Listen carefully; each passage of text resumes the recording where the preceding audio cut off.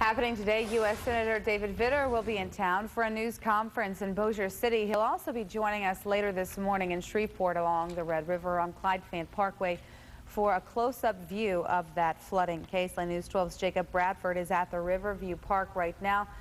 Tell us what the senator has planned for this morning. Jacob.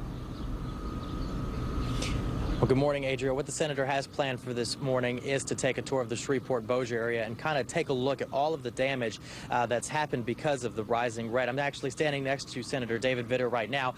Let's talk a little about what you're kind of expecting to gain from your tour this morning. Well, I wanted to come here right after the crest immediately to see and do two things. Number one, to see the flooding and damage, including of personal property, firsthand. I know it's very significant. This is the highest water since 1945. Some people are comparing it to 1990. It's actually a little higher in the river. It's the highest since 45.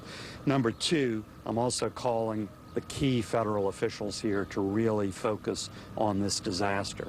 The colonel of the Corps of Engineers district that covers this area, leadership of the Small Business Administration. The next few days, FEMA will be here doing damage assessments along with the state.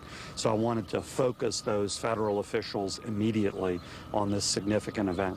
Okay, so talk a little bit about where are we on getting the help? Well, first thing that has to happen is a damage assessment by the state. State is starting that tomorrow through the rest of the week, and that should lead to the governor asking for a federal disaster declaration toward the end of the week or the weekend. As the state does its damage assessment, we're going to have FEMA people here with them. That will save time. That will be helpful to coordinate. Once the governor makes his request to the president, which again I expect end of the week or the weekend, then certainly I'll lead our whole federal delegation in strongly supporting that, trying to get that federal disaster declaration as soon as possible.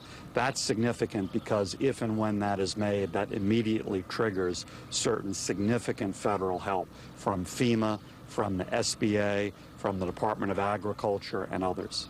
All right. Now, this problem isn't just affecting people in the Shreveport-Bossier area. This is affecting, people downstream as well, because all of this water is headed downstream.